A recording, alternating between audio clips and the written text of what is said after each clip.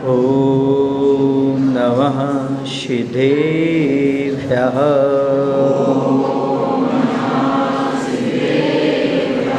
ॐ नमः सिद्धेभ्यः।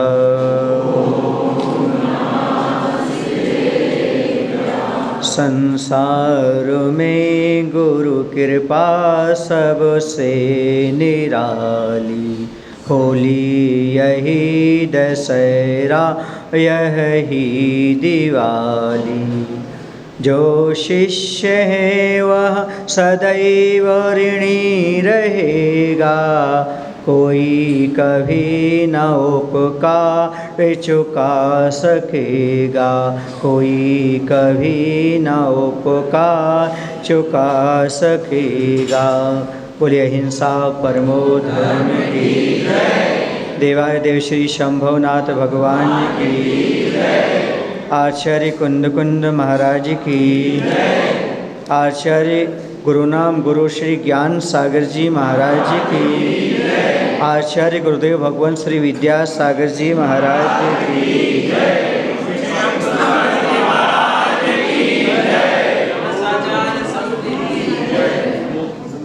आज का दिन कौन सा दिन है? ये आपके लिए है। आज का दिन गुरु पूर्णिमा है, ये आपके लिए है। लेकिन हमारे लिए तो हर दिन गुरु पूर्णिमा है।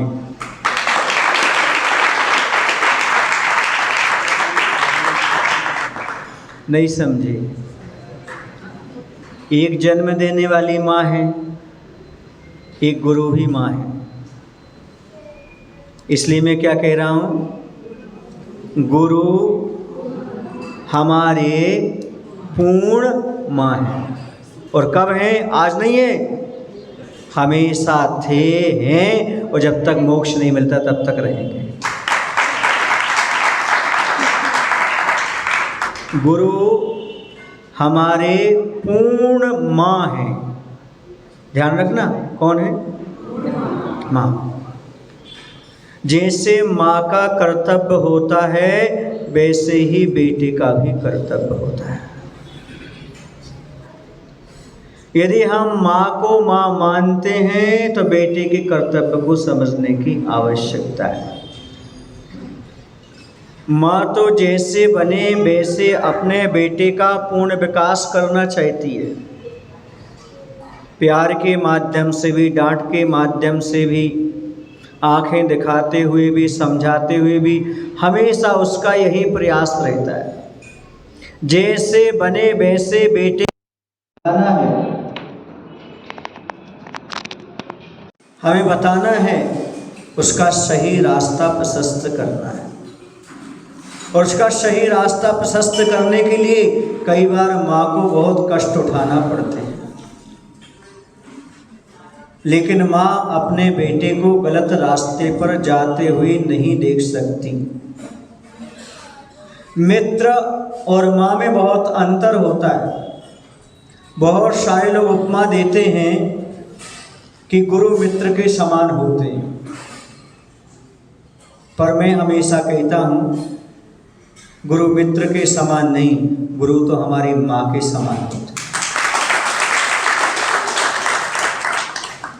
मित्र कभी कभी स्वार्थी निकल सकता है, लेकिन माँ कभी विमाता कुमाता नहीं निकलती, हमेशा वह सच्ची माँ ही बनेगी।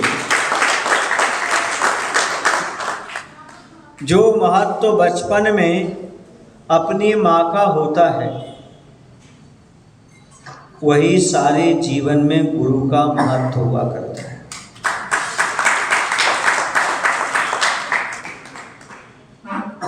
दुनिया में जो कुछ भी शिक्षाएं हैं, महत्वपूर्ण शिक्षाएं, माँ 3 वर्ष के भीतर बच्चे को दे देती है। कितने वर्ष के भीतर? इसे 3 वर्ष के बाद पूरा टिकट लगने लगता है। 3 वर्ष के पहले कितना टिकट लगता है? आधा, ट्रेन में, बस में। लेकिन 3 के बाद बोलो क्यों? क्योंकि जितना वह 3 वर्ष में सीखता है उतना ही पूरे जीवन में सीखता है, अर्थात महत्वपूर्ण ज्ञान माँ के द्वारा प्राप्त हो जाता है। माँ भले अनपढ़ हो, लेकिन महत्वपूर्ण संसार का जो ज्ञान है वो माँ के माध्यम से ही प्राप्त होता है। ज्ञान नहीं, अनुभव नहीं, सारी चीजें माँ के माध्यम से प्राप्त होती हैं। जैसे गर्भस्थ शिशु के बारे में माँ विचार करती है, मुझे ऐसा भोजन पानी नहीं करना जिससे बच्चे को अंदर तकलीफ हो जाए। माता खावे चिर परो, लगे आती संताप हो। आदिनाथ भगवान के पूजन में आप लोग पढ़े होंगे कभी। माँ यदि चिरपरा खा लेती है तो अंदर जो बेटा होता है, क्योंकि गर्भ में रहता है, मातृभुक्ता गर्भा, जो माँ खाती है उसी लार को जो भक्षण करता है उसी का नाम गर्भ होता है। तो माँ उस समय खाने पीने का त्याग करती है, शौक त्याग करती है, चिरपरा नहीं खाती, क्योंकि बच्चे को क्या हो जाएगी, तकलीफ हो जाएगी। वैसे गुरु अपने जीवन में ऐसी चर्या पालन करते हैं जिससे अपने शिष्यों पर गलत प्रभाव न पड़े।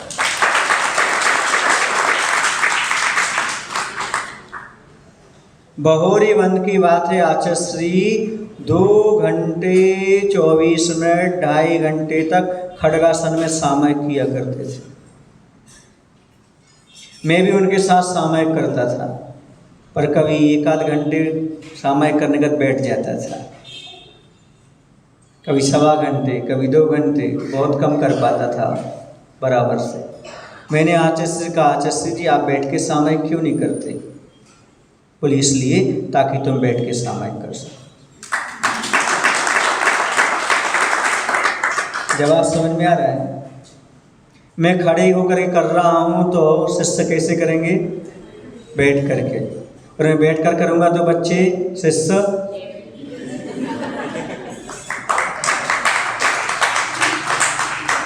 इसलिए इतनी सावधानी रखने की आवश्यकता है। पल पल पर उपदेश देने वाला गुरु होता है। वह कुछ भी ना भी बोले तो भी उपदेश मिल जाता है। हे गुरुवर शास्त्र सुख दर्शक, यह नग्न स्वरूप तुम्हारा है, जग की नश्वरता का सच्चा। ऐसे हमारे गुरु होते। गुरु के माध्यम से हमारी वृद्धि होती है, गुरु के माध्यम से हमारी शुद्धि होती है, गुरु के माध्यम से रिद्धि प्राप्त होती है और गुरु के माध्यम से हमारे जीवन में समृद्धि आती है। गुरु ही जो है वह मन की शुद्धि करने वाले हैं। गुरु ही हमें दृष्टि प्रदान करने वाले हैं। गुरु ही हमें हमारे जीवन की वृद्धि करने वाले हैं। गुरु के माध्यम से ही हम समृद्ध होने वाले हैं और गुरु की कृपा से ही हमें रिद्धियां सिद्धियां प्राप्त होने वाली हैं। गुरु का अपने जीवन में बहुत महत्व है, लेकिन हमारा जितना समर्पण हो उतना हमें मिलता चला जाता है। कितने लोग हैं जो गुरु पर समर्पित हैं?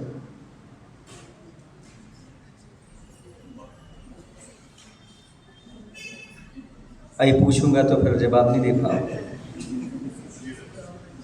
कभी आप नाई के यहाँ गए? मैं कर्नाटक का, कन्नड़ का नाई नहीं बोल रहा हूँ, एमपी का नाई बोल रहा हूँ। कन्नड़ का नाई तो वो रास्ते में अभी भोगता मिल जाएगा, वो नहीं कह रहा। नाई माने हज्जाम। क्या करने वाला? क्या करने वाला? आपके बाल बनाने वाला। जानते ना? ये तो मक्खी है, क्यों घबरा रहे? बैठ तो जाओ ना।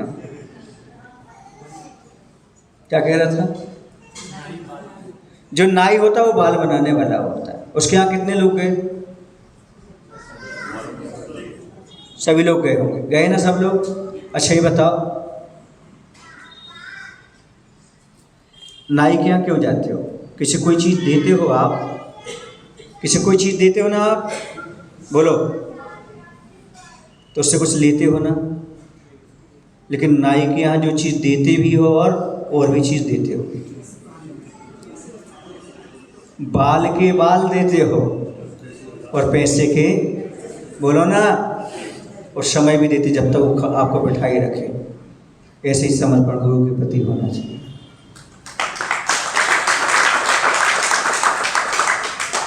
और आगे बढ़ो, नाई के हाथ में क्या होता है, बोलो ना, और कहाँ चलाता है वो, गर्दन पर। विश्वास है आपको तो गला नहीं काटेगा, बोलो ना। अनजान है, जानते हो नहीं, हाथ में छुरा है और गर्दन उसको दे दी। वो जैसी गर्दन करता है वो आप वैसी गर्दन कर लेते। वो कहते हैं ऐसे करो जी सर, ऐसे करो जी सर, ऐसे करो जी सर। बोलो ना, ऐसा क्यों करते हो आप, ऐसा क्यों करते हो? क्योंकि मेरे बाल सुंदर लगने लगे, मेरा चेहरा सुंदर लगने लगे। इसलिए आप बाल और चेहरे को सुंदर बनाने के लिए नाई को समर्पित हो जाते हो।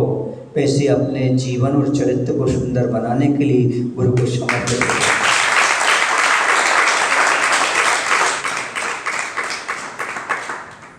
वो कभी कभी तो उसका छुरा गड़बड़ भी चल जाता है, खून भी निकल आता है, तब वो फिटकरी का पानी लगा देता है।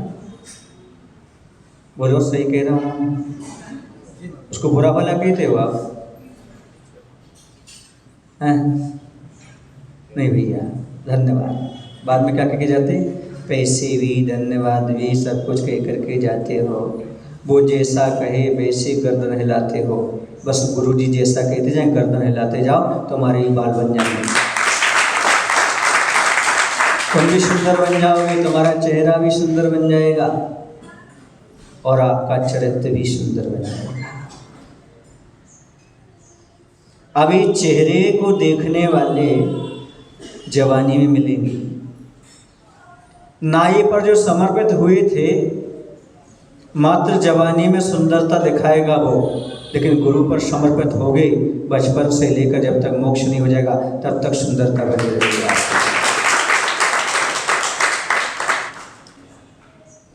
समर्पण समझना आवश्यक है। जब तक समर्पण नहीं होगा तब तक काम नहीं बनेगा। हम गुरु पूर्णिमा क्यों मनाते हैं? आज हमें गणधर परमेष्ठी की उपलब्धि हुई थी, इसलिए हम गुरु पूर्णिमा मनाते हैं। भगवान महावीर के पास कोई शिष्य नहीं था, मुनि बहुत थे पर शिष्य नहीं था, योग्य नहीं था, दिव्य ध्वनि का पान करने वाला, झेलने वाला नहीं था। उसकी व्याख्या कल करेंगे। आज वो मिले, कल क्या होगा कल आपको बताएंगे। कल क्या होगा, कल का दिन मत चूकना। यदि किसी व्यक्ति को जिनवाणी पर श्रद्धा हो तो कल जरूर सभा में आना, कल नहीं चूकना। आज गुरु का काम है, कल आज जिनवाणी में, कल माता के प्रति हम समर्पित होंगे, समझेंगे क्या चीज़ है क्या चीज़ नहीं है। तो जैसे नाई के प्रति हमारा समर्पण होता है, क्या ऐसा गुरु व जिनवाणी माई के प्रति समर्पण है हमारा? लाइन में लग कर के इंतजार करते हुए, गर्दन को समर्पित करते हुए, उनके हाथ में क्या थमा करके, जैसा आपको करना वैसे करते जाइएगा। जब मेरी दीक्षा होना थी तब सब लोगों ने कहा था, भैया तुम्हारी उम्र अभी 20-21 साल की, तुम क्या कर रहे हो? आचार्य मुनि दीक्षा दे रहे, मुनि दीक्षा, इलक्षुल्ला दीक्षा नहीं दे रहे। तो अभी कॉलेज से चले आ रहे हो पढ़ाई करके, और अब सीधा का सीधा मुनि दीक्षा, सोच लो, विचार कर लो।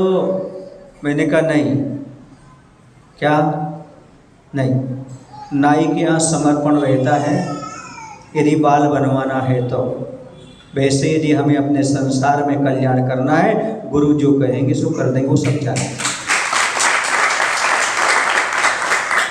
शिष्य की गुरु से कौन सी बात अनजानी है? अरे भैया, सागर को पता है बूंद में कितना पानी है। हम क्या जानेंगे? एक अनगढ़ पत्थर को क्या पता कि मैं मूर्ति बनने वाला हूँ? ये तो शिल्पी जानता है कि इसमें मूर्ति बनने की योग्यता है।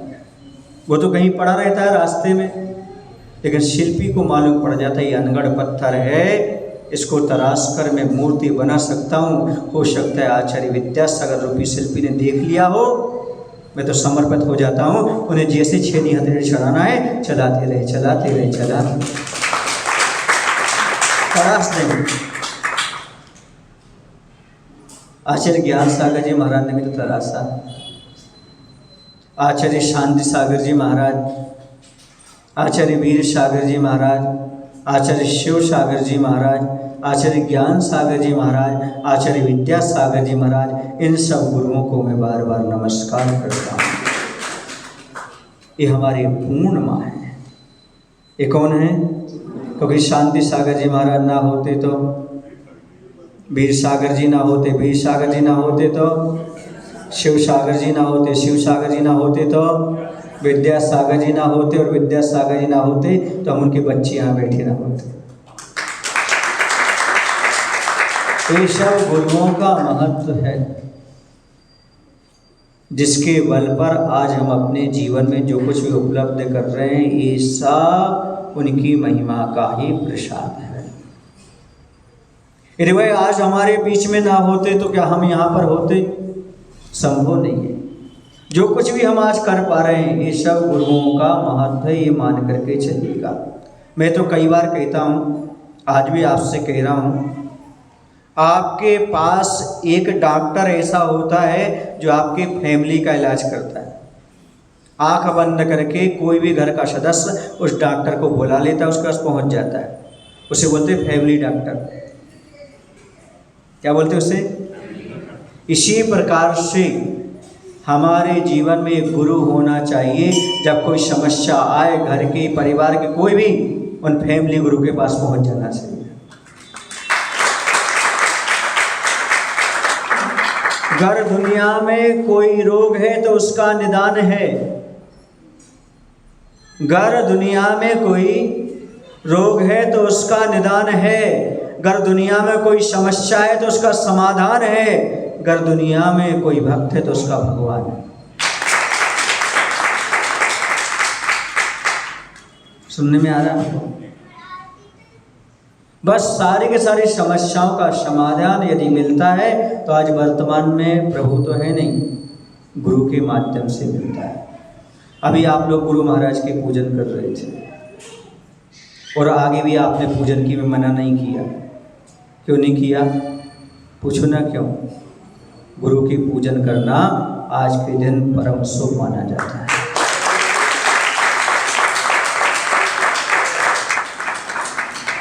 पद्मनंदी पंचविंशति का ग्रंथ में लिखा हुआ है। क्या लिखा हुआ है? आज वर्तमान में अनंत भगवान नहीं है, लेकिन उनकी जिनवाणी है। उन जिनवाणी के अनुसार चलने वाले मुनिराज हैं। यदि आपने मुनि की पूजा कर ली तो समझो साक्षात आपने जिनवाणी की और अनंत भगवान की पूजा की। कल से ऐसा मत करना कि पूजन बंद कर दो। मायने को समझने का प्रयास करो। गुरु गोविंद दोई खड़े, काके लागू पाए, बलहारी गुरु आपकी गोविंदियो। गुरु के माध्यम से हमें भगवान का परिचय होता है। इसलिए भगवान से पहले हम किन्हें नमस्कार करते हैं? गुरु को। सबसे बड़े सिद्ध परमेष्ठी होते हैं, लेकिन नमोकार मंत्र में किन्हें नमस्कार करते हैं आप? नमो वैगंताणम। क्यों? क्योंकि अरहंत परमेष्ठी के माध्यम से सिद्ध परमेष्ठी का हमें परिचय प्राप्त हुआ है। इसलिए भगवान से बड़ी हमने किन्हें मान लिया? गुरु को मान लिया। कहते हैं कबीरा वे नर अंध हैं जो गुरु को माने, और प्रभु रूठे गुरु ठोर है, गुरु रूठे नहीं ठोर।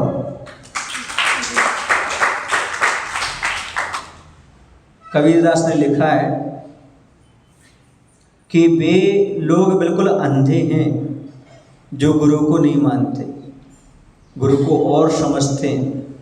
क्योंकि एक बात ध्यान रखो, प्रभु रूठ गए तो गुरु के पास है स्थान, ठौर माने स्थान, लेकिन गुरु रूठ गया तो कहीं स्थान मिलने वाला नहीं है। इसलिए जब चाहो तब अपने जीवन में गुरु तत्व बना रहना चाहिए। कौन बना रहना चाहिए? गुरु तत्व। गुरु को कब कब याद कर सकते हैं आप और कब कब नहीं कर सकते। मैंने 2 पंक्तियां लिखी थी कि गुरु को हम कितना याद कर सकते, कैसे याद कर सकते। तो मैंने इतना सा लिखा था उसमें कि हे गुरु, हम आपको उतना याद करते हैं जितना आप दिन में सांसें भी नहीं ले पाते। समझ में आया?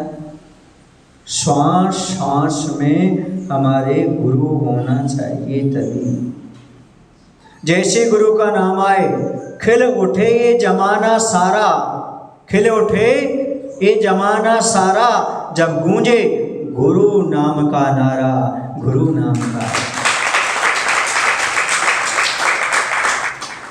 बहुत सारे लोग हैं संसार में अपने अपने गुरु की उपासना और आराधना करते हैं, और आप लोग सौभाग्यशाली हो कि आप हर गुरु की आराधना करने वाले नहीं हो।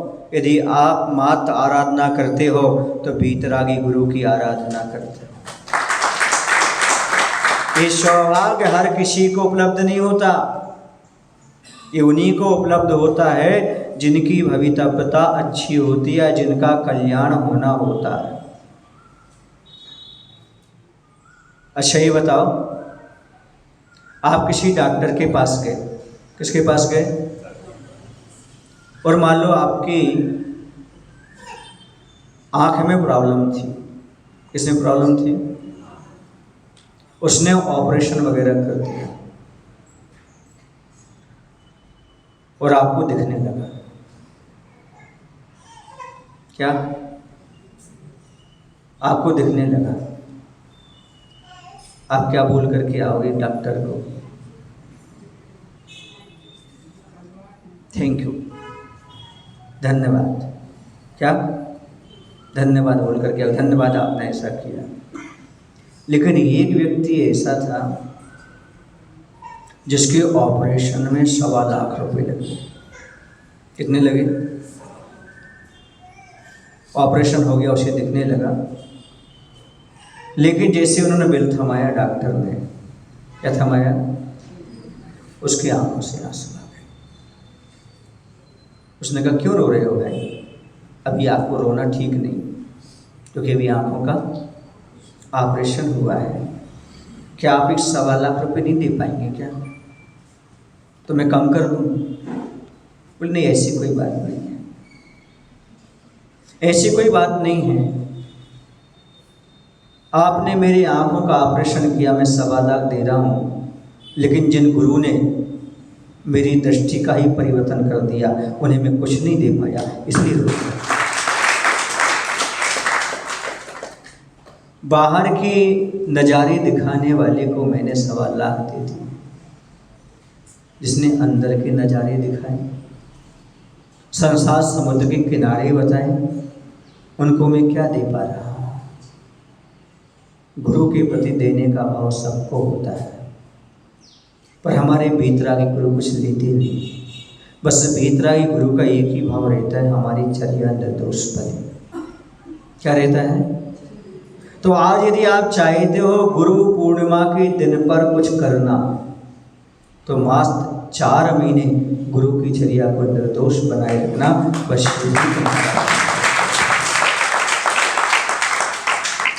महाराज को 3 चीजें चाहिए पड़ती हैं।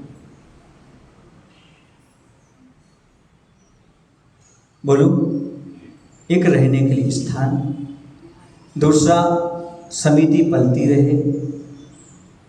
सुन रहे आपने? प्रतिष्ठापन समिति जंगल का स्थान वो है, रहने का स्थान है।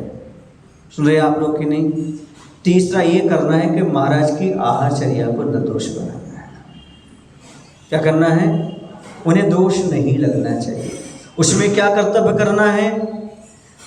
तो मात्र आपको 4 महीने हर एक व्यक्ति को 10-10 दिन का संकल्प करना है कि मैं कोई भी 10 दिन जब आवश्यकता मुझे लगेगी, जब समय रहेगा, कम से कम 4 महीने 10 दिन शुद्ध भोजन बनाना है और अति समय का प्रयोग करना है। आया समझ में? आपको क्या समझ में आ रहा है? चौका नहीं लगाना है। सुन रहे हो? ये दोष हो जाएगा। फिक्स नहीं करना है। हमें क्या करना है? 10 दिन शुद्ध भोजन बनाएंगे 4 महीने में, ये संकल्प करना है। कितने नियम सागर जी महाराज जब भी कर्नाटक में चातुर्मास करते हैं वो सबसे पहले यही नियम दिलाते हैं।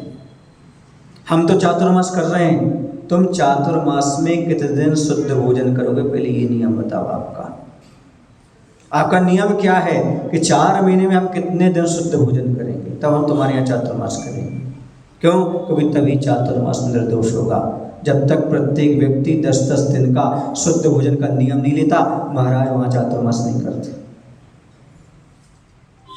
यहाँ कितने लोग हैं जो ये संकल्प करते हैं चातुर्मास में 10 दिन शुद्ध भोजन बना के आहार करें।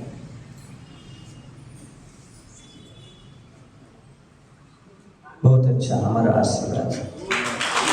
आप निर्दोष चर्या बन जाएगा। यदि आप शुद्ध भोजन कम से कम 10 दिन 4 महीने में करते हो तो साधु को फिर कोई व्यवस्था करने की जरूरत नहीं पड़ेगी। शुद्ध भोजन आम के आम, गुठलियों के दाम। जब भी जहाँ भी चातुर्मास हो रहा हो वो सारे श्रावक इस संकल्प कर लें कि जब तक मुनिराज हैं तब तक इतने दिन तक मैं शुद्ध भोजन करूँगा। महाराज का निर्दोष आहारचर्या अपने आप पालन हो जाएगी और श्रावक का कर्तव्य भी बनेगा। ये अपने आप में चातुर्मास के पहले प्रत्येक श्रावक को, अकेले बेंगलोर वालों को नहीं, जहाँ जहाँ भी श्रावक हों उन सबको ये संकल्प कर लेना चाहिए कम से कम 4 महीने में पर्युषण पर्व छोड़ करके। क्या छोड़ करके? हंसी आ गई आपको, इसलिए कह रहा हूँ आपसे। क्योंकि महाराज माँ 10 दिन आहारचर्या को नहीं उठते हैं। महाराज कब उठते हैं? जिस दिन उपवास छोड़ करके बाकी उठते हैं।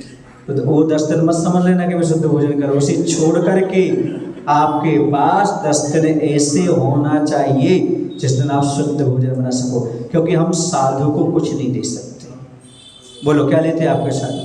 बोलो कुछ नहीं, मात्र वह निर्दोष चर्या चाहते हैं। क्या चाहते हैं? निर्दोष चर्या का पालन होना चाहिए और आपसे कुछ भी नहीं लेना चाहते। वो तो आहार भी नहीं लेना चाहते, पहले पड़गहन देते फिर लेते।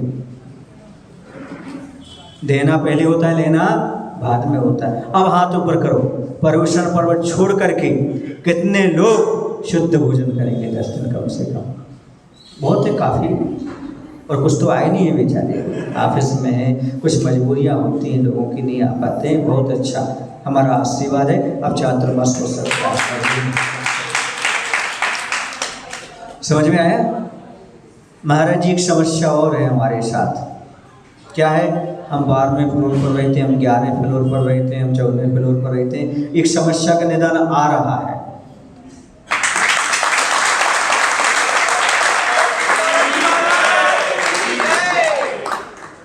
क्या मतलब? वो आ रहा है। किसी ने कल हमें आकर के कहा था कि महाराज जी जो बहुत ऊंचाई पर हैं वो हमारे यहाँ आ सकते हैं। ये भी एक ऑप्शन है। दूसरा ये भी ऑप्शन है, यदि स्वस्थ रहा तो 8-10 तक तो जा सकता। सुन रहे ना? लेकिन अनुकूलता आपको बनाना पड़ेगी।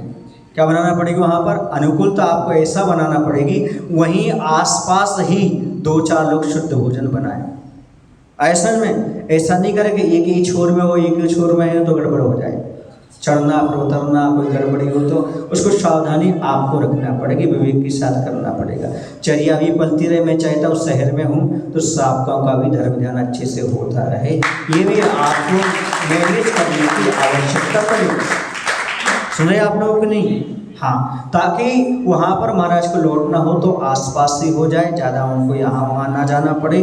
स्वास्थ्य को देखते हुए साधना करना पड़ती है, पंचम काल है, सहनन के अनुसार सारी चीज़ें करना पड़ती हैं। तो समय था गुरु पूर्णिमा का, तो कुछ लोग कहते हैं महाराज जी, एक व्यक्ति ने हमसे पूछा था, महाराज जी आपने छोटी उम्र में लौकिक ज्ञान भी प्राप्त किया और मोक्ष मार्ग की शिक्षा भी प्राप्त की, ये ऐसे कैसे हो गया? छोटी उम्र में ज्ञान भी प्राप्त कर लेना, मोक्ष मार्ग का भी शिक्षा लेने, ऐसे कैसे हो गया? तो हमने उनको बताया, वो 10-15 शब्दों में बताया, क्योंकि मुझे ज़्यादा बताना आता नहीं, जितना आता मैं आपको बता देता। मैंने पाया है जीवन में उजाला दोनों ओर, भीतर और बाहर। भीतर समझते हो आध्यात्मिक ज्ञान, बाहर समझते हो लौकिक ज्ञान। मैंने पाया है जीवन में उजाला भीतर और बाहर दोनों ओर, जीव रूपी देहली पर गुरु नाम का दीपक रखकर। बस हो गया।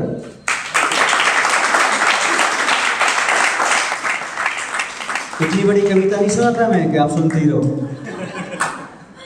इतनी बड़ी कविता नहीं, क्योंकि एक कवि आया था मंच पर, बोले भाई मैं कविता सुना रहा हूँ, ये मैंने 10 दिन में लिखी थी। तो एक व्यक्ति खड़ा हो गया, सुनाओगे कितने दिन में? इसे 10 सेकंड पर्याप्त होते हैं। समझदारों को नहीं। सुनो, ये तो तुम लोग कहावत है, समझदार वो है जिसे इशारा ही ना देना पड़े, सब समझ जाए। आचार्य से कहते सच्चा शिष्य वो है जिसे आदेश नहीं उपदेश में ही समझ में आ जाए।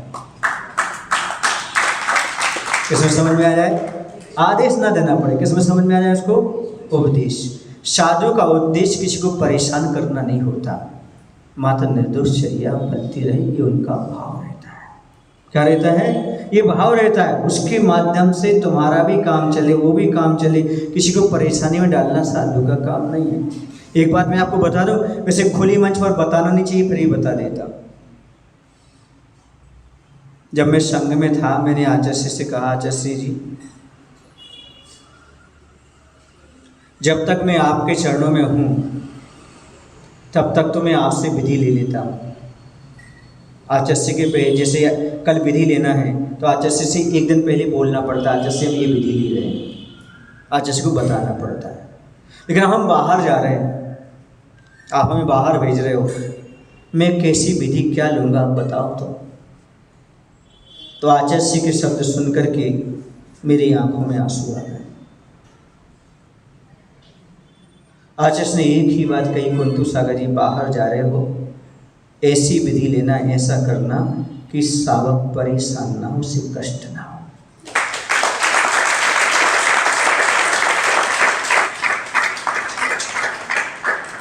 लेकिन चर्या में दोष नहीं लगाना, सावक परेशान भी ना हो और चर्या में दोष भी ना लगे। दोनों बातें कह दी आचार्य से। फिर मैंने पूछा, क्योंकि मैं एक एक चीज पूछ करके आया हूँ आचार्य से, एक एक चीज पूछ करके आया, क्योंकि मैं था अज्ञानी तो मैं तो हर चीज पूछता था। मैंने कहा आचार्य जी आप तो जब विहार करते हो तो पीछे कमंडल उठाते हो और सीधा निकल जाते हो, आपके पीछे तो 1000 पीछे लोग लग जाते हैं, हाँ हम लोग कैसा विहार करें? तो आचार्य ने कहा बिना बताए विहार करना, लेकिन बिना बताए भी नहीं करना।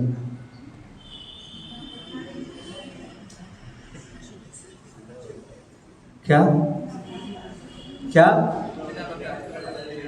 बताए बिना विहार करना, लेकिन बिना बताए भी नहीं करना। मैंने कहा आचार्य समझ गया। अब पहली बार जिस गांव में पहुंचा मैं, सुन रहे आप लोग, और वहाँ से मुझे आगे विहार करना था, बताना भी नहीं और बिना बताए भी नहीं करना। मैंने कहा दोपहर में 3 बजे युवकों की मीटिंग है, कुछ बताना है मुझे। क्या क्या कोई मीटिंग है, युवकों को बताना है मुझे कुछ। और बस 3 बजे 2-4 युवक आ गए। हमको उठाओ कमंडल, इस तरफ निकलना है।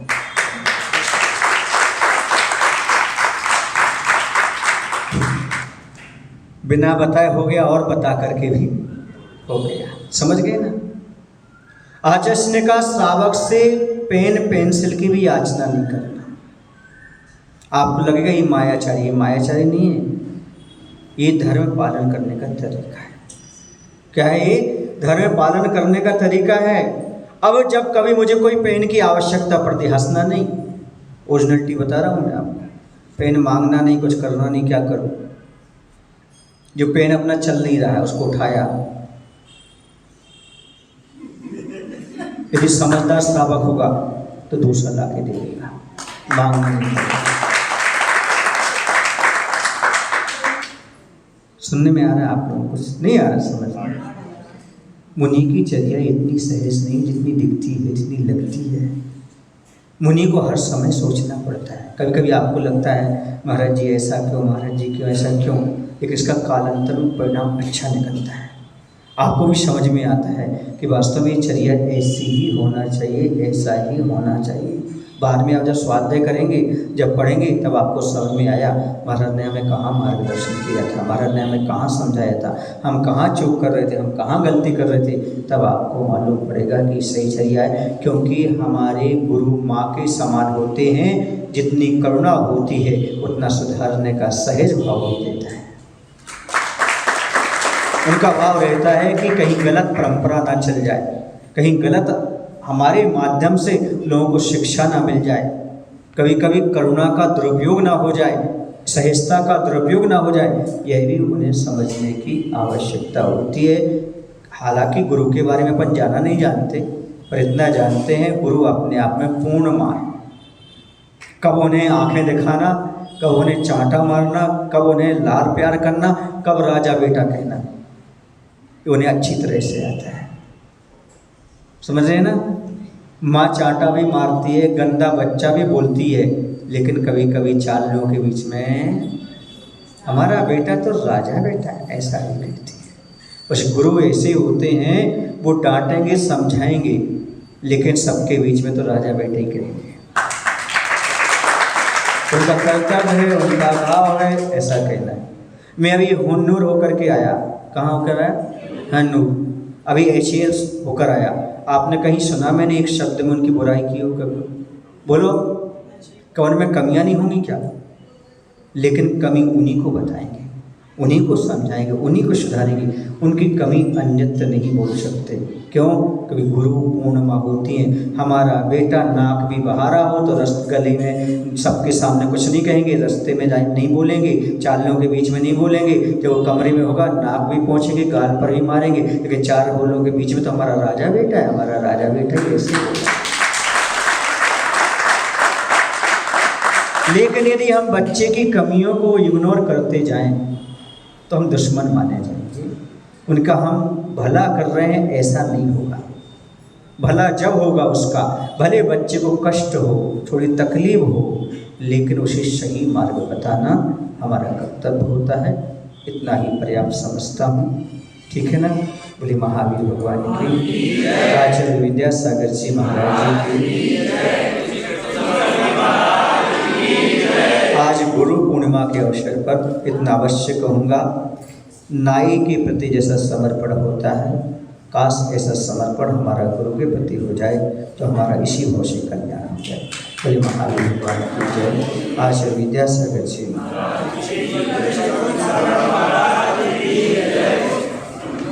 जावाणी के जानते सूझे लोकालो, सोवाणी मस्तक धनु सदा लेत बोलो। हे जिलवाणी भारती मां जपो दिल, जो तेरो